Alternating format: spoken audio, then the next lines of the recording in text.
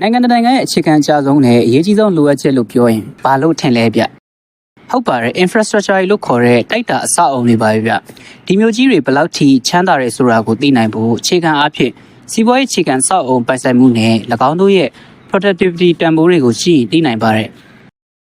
မိတ်ဆွေတို့ရဲ့ပတ်ဝန်းကျင်ကိုဒေထားကြည့်လိုက်ပါကားလမ်းတွေကျောင်းတွေဘဏ်တွေဆေးရုံတွေအစရှိတဲ့ဖြင့်စီးပွားရေးဗန္ဒာရေးလူမှုရေးချမ်းသာရေးမီဒီယာစတဲ့အဆောက်အအုံတွေကိုနေ့စဉ်နဲ့အမျှတွေ့နေကြရပါတယ်ဒီလိုမျိုးတရားဝင်စီးပွားရေးတွေကိုထူထောင်နိုင်ဖို့ကိုယ့်ရဲ့ငွေတွေကိုဘဏ်တွေမှာတရားဝင်အပ်ပြီးစုထားနိုင်ဖို့နဲ့နိုင်ငံတော်ကသိမပြုတဲ့စီးပွားရေးဖြစ်ဖို့ကဒီစီးပွားရေးတွေကိုထောက်ပံ့ပေးတဲ့ငွေတွေဟာငွေဖြူတွေဖြစ်မှရပါမယ်ဒီလက်ရှင်းအောင်ပြောရမယ်ဆိုရင်ဒီအဆောက်အအုံတွေအားလုံးကိုတရားဝင်စီးပွားရေးတွေကကြားကန်ပြုထောက်ပံ့ပေးကြတာပါ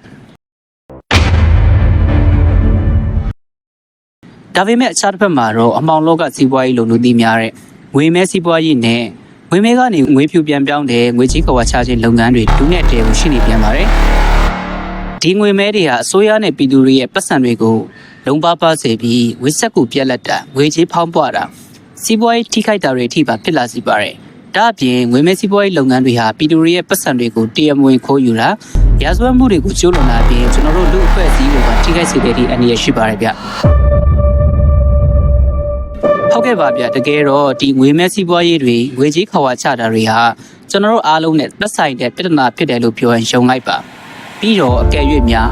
ဒါရဲ့စီးပွားရေးလူမှုရေးအိမ်ထောင်ရေးနဲ့ကျန်းမာရေးတွေကိုထောက်ပံ့ပေးထားတဲ့ဒီငွေတွေအားလုံးဟာဒါရဲ့ပိုင်ဆိုင်မှုတွေကိုပြပြစစ်လောက်တဲ့အထိအန္တရာယ်ရှိခဲ့မှဆိုရင်တော့လို့တွေးကြည့်လိုက်ပါတကယ်ကြောက်စရာကောင်းတဲ့မိကုံဖြစ်ပါတယ်ဗျ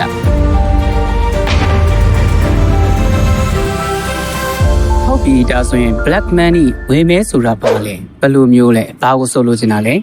ရိုးရှင်းပါရဲ့ဗျတရားမဝင်စီးပွားရေးတော့မဟုတ်တရားဝင်နေမဲ့အခွန်ရှောင်တဲ့စီးပွားရေးစတဲ့လုပ်ငန်းတွေစီကနေရတဲ့ပတ်စံတွေကဝင်မဲတွေပဲဖြစ်ပါရဲ့ဗျဟုတ်ပြီတရားမဝင်တဲ့စီးပွားရေးဆိုတာကပေါ့ဘာကိုပြောချင်တာလဲမှောင်ကုန်ပစ္စည်းရောင်းဝယ်တာဝေးစေဝါဖြန့်ဖြူးရောင်းချတာလက်နက်ဖြန့်ဖြူးရောင်းချတာလူကုန်ကူးတာစီးပွားရေးခြေခိုင်တဲ့မှောင်ကုန်လုပ်ငန်းတွေအပြင်လက်ပြီးလက်ယူတာတွေနဲ့ချင်းချောင်းငွေညစ်တာတွေအထိစားတဲ့လုပ်ငန်းတွေကိုဆိုလိုတာပါတရားဝင်ပေမဲ့အခွန်ရှောင်တဲ့စီးပွားရေးဆိုတာကတော့ပါလေတရားဝင်ငွေစက်ကူသုံးပြီးရောင်းဝယ်ဖောက်ကားတယ်ဒါပေမဲ့ကိုယ့်ရဲ့စီးပွားရေးလုပ်ငန်းတွေကိုအစိုးရစီတင်မပြပဲအခွန်ရှောင်တဲ့စီးပွားရေးတွေအခွန်မဆောင်ထားတဲ့ကိုယ့်ရဲ့ပိုင်ဆိုင်မှုတွေကိုပြောင်းလဲလုပ်ဖို့အတွက်အခွန်ဌာနတွေမှာသိန်းကုန်တန်ဖိုး shop ပြေးစားပြတာသို့မဟုတ်ပို့ကုန်တန်ဖိုးတင်ပြေးစားပြတာအင်ချမ်းမြေသို့မဟုတ်ရွှေလုပ်ငန်းကဲ့သို့သောကဏ္ဍတွေမှာဝေသားအမြောက်များသုံးပြီးအယောင်းဝယ်ပြုလုပ်တဲ့အခါမှာဒီစိတ်တစ်ပိုင်းကိုလှုပ်ဝက်ပြီးတော့ဒါမှမဟုတ်စိတ်ရင်ပိတ်ပြီးငွေပေးချေခြင်းစားတဲ့လုပ်ငန်းတွေကိုဆိုလိုတာပါဗျဒီလုပ်ငန်းတွေရဲ့ပြဿနာကတော့သူတို့ရနေတဲ့ငွေတွေဟာညစ်ပတ်နေပြီးငွေအရင်းမြစ်ကလည်းတရားမဝင်တာသို့မဟုတ်ခုံဆောင်ထားတဲ့အတွက်အရှင်တွေဟာတမန်ပန်ကောက်တဲ့ကိုလွယ်လွယ်ကူကူအနံ့လို့မရပါဘူးမစင်မချင်းပဲအဲ့လိုလုပ်လိုက်မှဆိုရင်ချက်ချင်းဆိုသလိုဥပဒေရေးရဖွဲ့ရင်းနဲ့အခွန်အာဏာပိုင်တွေရဲ့အာရုံစိုက်မှုခံရမှာဖြစ်ပြီးအခက်မသိရင်စုံစမ်းစစ်ဆေးတာတွေအထိပါခံရနိုင်ခြေရှိပါတယ်။ဒါကြောင့်သူတို့တွေဟာအဲ့ဒီငွေတွေကိုအရင်တန်းစင်ဖို့လိုအပ်ပါတယ်။ဟုတ်ကဲ့ဒီလိုအရာတွေစီကနေအခြေခံပြီးတော့ကျွန်တော်တို့ကြားဖို့တဲ့ငွေကြေးခဝါချခြင်းဆိုတဲ့လုပ်ငန်းတွေပေါ်လာစေပါတယ်။ဒီလိုနည်းတွေကိုသုံးပြီးတရားမဝင်ငွေမဲတွေရဲ့မူလစနစ်ကိုဖျောက်ဖြစ်ဖို့အစိုးရရဲ့အမြင်မှာဒါဟာတရားဝင်စီးပွားရေးတွေကနေရတဲ့ပတ်စံတွေဖြစ်တယ်ဆိုတဲ့ပုံစံပေါက်အောင်လှုပ်ဆောင်ကြတာဟာမှောင်ကုန်လုပ်ငန်းတွေရဲ့လုံနီးလုံဟန်တွေပါပဲဗျဟုတ်ကဲ့ငွေကြီးခဝါချခြင်းမှာအဆင့်3ဆင့်ရှိပါတယ်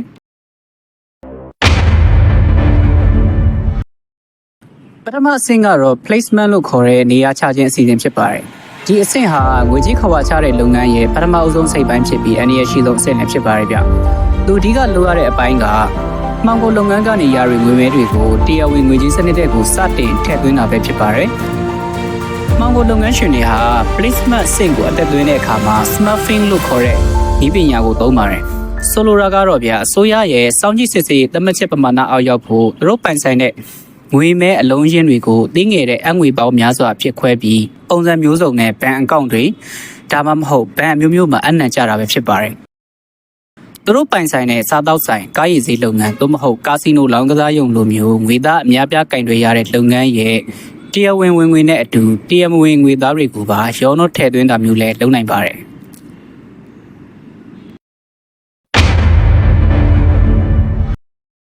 ်ငွေကြေးတွေစနစ်ထဲကိုရောက်သွားပြီဆိုတာနဲ့ငွေကြေးခဝါချသူတွေဟာ layering အဆင့်ကိုဆက်သွားပါတယ် ဒီအဆင့်ဟာဖုံးကွယ်ခြင်းအဆင့်ဖြစ်ပြီးစနစ်ထဲရောက်သွားတဲ့ငွေကြေးတွေကို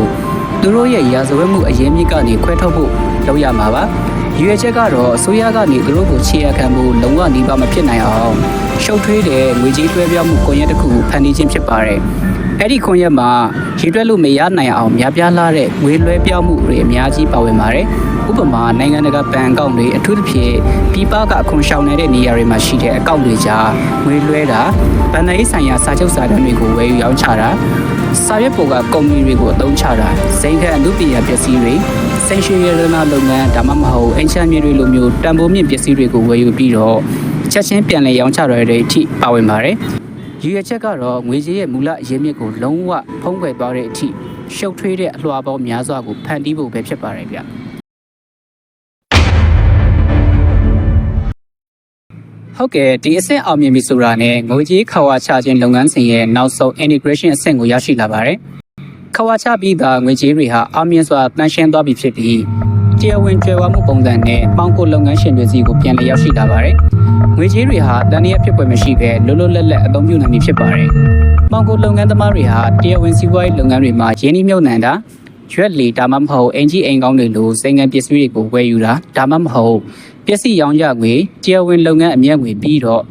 ့ပြည်ပချင်းငွေတွေကနေရရှိလာတယ်လို့အခိုင်အမာပြောဆိုပြီးပွင့်ပွင့်လင်းလင်းသုံးစွဲနိုင်ပါတယ်။ဒီငွေကြေးတွေဟာညစ်ပတ်တဲ့အခြေအနေကနေတန်ရှင်းတဲ့ငွေကြေးအဖြစ်တရားဝင်ပြောင်းလဲသွားပြီးကမ္ဘာစီးပွားရေးစနစ်ထဲကိုအပြည့်အဝပေါင်းစည်းဝင်ရောက်သွားပြီဖြစ်ပါတယ်ဗျ။ဒီအပိုင်းဟာဗီဒီယိုရဲ့အရေးကြီးဆုံးအပိုင်းဖြစ်ပြီးမိတ်ဆွေတို့အကိုတီးထားတဲ့ငွေကြေးခဝါချခြင်းရဲ့ဆိုးကျိုးတွေအန္တရာယ်တွေအကြောင်းကိုသိနိုင်မယ့်အပိုင်းဖြစ်ပါတယ်။ဟုတ်ကဲ့ဒီငွေမဲစီးပွားရေးတွေနဲ့ငွေကြေးခဝါချတာတွေဟာထင်တယ်လို့မျိုးရှင်းပဲသူရဲ့ impact ကတမအာဇီဝနဲ့လှုပ်ရှားနေတဲ့ပြည်သူတွေကိုထိခိုက်နေနာစေနိုင်ပါတယ်။ဒါအပြင်ဒီအရာတွေရဲ့တိုက်ရောက်မှုတွေဟာနိုင်ငံရဲ့တည်ငြိမ်အေးချမ်းမှုအပေါ်ကိုပါကြီးကြီးမားမားချင်းချောက်နိုင်စွမ်းရှိပါတယ်။ဒီငွေမဲတွေဟာအခွန်ဆောင်ထားခြင်းမရှိအခွန်ဆောင်လို့လည်းမရတဲ့ငွေတွေဖြစ်ပါတယ်။ပြီးတော့အစိုးရထင်းချုံမှုအောက်ကဝေဖြူတွေတော်တော်များများဟာငွေမဲစီးပွားရေးထက်ကိုအလုံးရင်းနဲ့စီးဝင်သွားတဲ့အခါမှာဈေးကွက်ထဲမှာငွေစက်ကူတွေနေလာပါတယ်။အချိုးအဆက်အနေနဲ့အစိုးရဟာပတ်စံဘတ်တာခံလိုက်ရတဲ့အပြင်အခွန်တွေလည်းဆုံးရှုံးနေရတဲ့အဆင့်ထိကိုဖြစ်သွားနိုင်ပါတယ်။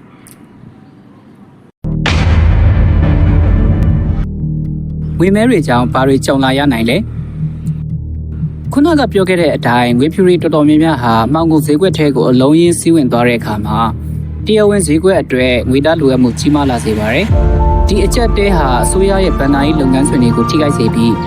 းဈေးကွက်လိုအပ်ချက်ကိုဖြည့်ဆည်းဖို့ငွေဆက်ကူထပ်မံရိုက်ထုတ်ရတဲ့အထိအချက်တွေသွားစေပါတယ်ဗျာ။ငွေဆက်ကူအစမတန်ရိုက်ထုတ်လိုက်တဲ့အခါမှာငွေကြီးပေါက်ပွားမှုတွေဖြစ်ပြီးအခြေခံသုံးကုန်နဲ့စားတောက်ကုန်တွေလည်းဈေးတက်လာပါတော့တယ်။ပြောရရင်ဒါတွေဟာနိုင်ငံရဲ့စီးပွားရေးထိခိုက်လာတဲ့လက္ခဏာတွေပါပဲ။ဟုတ်ကဲ့ပါဒီအချက်တဲတွေကြုံပြီးဆိုတာနဲ့အစိုးရနဲ့ပြည်သူနှစ်ရပ်လုံးအတွက်ဘလို့မှကောင်းကျိုးဖြစ်လာနိုင်စရာရှိမှာမဟုတ်ပါဘူးဗျ။စေးရုံတွေကျောင်းတွေပြည်သူလုံခြုံရေးစနစ်တွေလမ်းတွေနဲ့တန်ရှင်းတဲ့ရေရရှိရေးစီမံကိန်းတွေလိုအခြေခံစောက်အုံတွေတဲ့သုံးမယ်ငွေကြေးနေပါလာချိန်မှာအခြားတစ်ဖက်မှာတော့ငွေမဲသမားတွေဟာတနည်းတခြားကြီးမားလာတဲ့ငွေကြေးစည်းစိမ်တွေအပေါ်ထိုင်စားနေမှသိကြပါရဲ့ဗျ။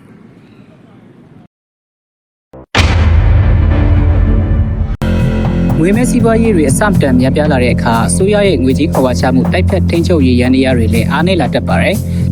ဒီလိုအခြေအနေမျိုးကြုံနေရတဲ့နိုင်ငံတစ်ခုကိုအနေများတဲ့နေရာဖြစ်နိုင်ငံတကာရှုမြင်တတ်ကြပါတယ်။ဒါကြောင့်ပဲနိုင်ငံရဲ့ပုံရိပ်တွေကျဆင်းလာပြီးနိုင်ငံခြားယင်းနှိမ့်မြုပ်နှံမှုတွေအတွက်အဟန့်အတားဖြစ်လာစေပါတယ်။အကျိုးဆက်အနေနဲ့နိုင်ငံတကာကုန်သွယ်ရေးဆက်ဆံမှုတွေကိုထိခိုက်စေပြီးနောက်ဆုံးမှာတော့နိုင်ငံရဲ့တရားဝင်စီးပွားရေးဖွံ့ဖြိုးတိုးတက်မှုနဲ့အလုပ်ကိုင်ဖန်တီးမှုတွေကိုနှိမ့်ကွေးစေပါတယ်။ငွေကြေးခဝါချမှုဟာရာဇဝတ်မှုထုတ်ပြောလာခြင်းရဲ့အသက်သွေးကြောပဲဖြစ်ပါတယ်။မှောင်ခိုကိုင်းတွေဟာသူတို့ရဲ့ပန်ဆန်မှုအမြတ်ငွေတွေကိုတပ်ဆင်လိုက်ခြင်းအပြင်ငွေစေဝါကာတေကိုင်းတွေလူကုန်ကူးကိုင်းတွေဒါမှမဟုတ်အကြမ်းဖက်အဖွဲ့အစည်းတွေလိုမျိုးကိုင်းအမျိုးမျိုးဖွဲ့ပြီးမြို့ကြီးတွေပေါ်ပုံစံမျိုးစုံနဲ့နေရာယူလာတတ်ကြပါတယ်။ဒီလိုနဲ့ပဲမြို့နေပြည်သူတွေရဲ့လုံခြုံမှုတွေလည်းချိန်ချောက်ခံလာရပြီးရာဇဝတ်မှုတွေလည်းတနည်းတခြားထုတ်ပြောလာပါတော့တယ်။ဒါအပြင်မှောင်ခိုကိုင်းတွေဟာငွေရှိကြတာမလို့အစိုးရအရာရှိတွေရှယ်တွေနဲ့နိုင်ငံရေးသမားတွေကိုလက်ထိုးပြီးသူတို့ရဲ့လုပ်ရက်တွေကိုမျက်ကွယ်ပြုဖို့စီးရုံနိုင်တာကြောင့်အစိုးရရဲ့အဖွဲ့အစည်းတွေနဲ့ဥပဒေစိုးမိုးရေးအပေါ်ပြည်သူယုံကြည်မှုကိုပျက်စီးစေပါတယ်။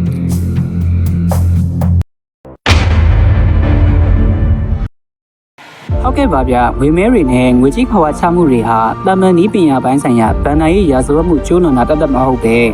ကျွန်တော်တို့ရဲ့လူနေမှုဘဝအရေးအသွေးနဲ့ကမ္ဘာလုံခြုံရေးအတွက်အခြေခံကျတဲ့ချင်းချောက်မှုတွေပဲဖြစ်ပါတယ်။၎င်းတို့ဟာလူအဖွဲ့အစည်းတွေအစိုးဆုံးဆိုတာတွေကိုပဲဒေသနာပြတ်ပြီးတစ်ချိန်တည်းမှာပဲအများပြည်သူကိုဆင်းရဲမွဲတေစေပါတယ်။ဒီပြဿနာကိုကိုင်တွယ်ဖြေရှင်းဖို့အတွက်အစိုးရတွေဗဏ္ဍာရေးအဖွဲ့အစည်းတွေပြင်ပွင့်လင်းမြင်သာမှုနဲ့တာဝန်ယူဖြေရှင်းတာကိုတောင်းဆိုတဲ့အသိပညာရှိတဲ့ပြည်သူတွေအားလုံးကအမြဲတည်းဝရိယရှိဖို့လိုအပ်ပါတယ်။ဝေမဲစီးပွားရေးလောကကိုနားလည်ခြင်းအဖြစ်တက်ဆိုင်ရာပြည်မှုကျွလွန်သူတွေကိုဖော်ထုတ်အရေးယူဖို့လိုအပ်ပြီးကျွန်တော်တို့ရဲ့လူအဖွဲ့အစည်းအတွင်းကဖန်တီးထားတဲ့ကျွဲဝချမ်းသာမှုတွေဟာလူတိုင်းရဲ့အကျိုးအတွက်အလုံးလုံးနေစေဖို့အစိုးရကတေချာအောင်လုပ်ရမှာပဲဖြစ်ပါရဲ့ဗျ။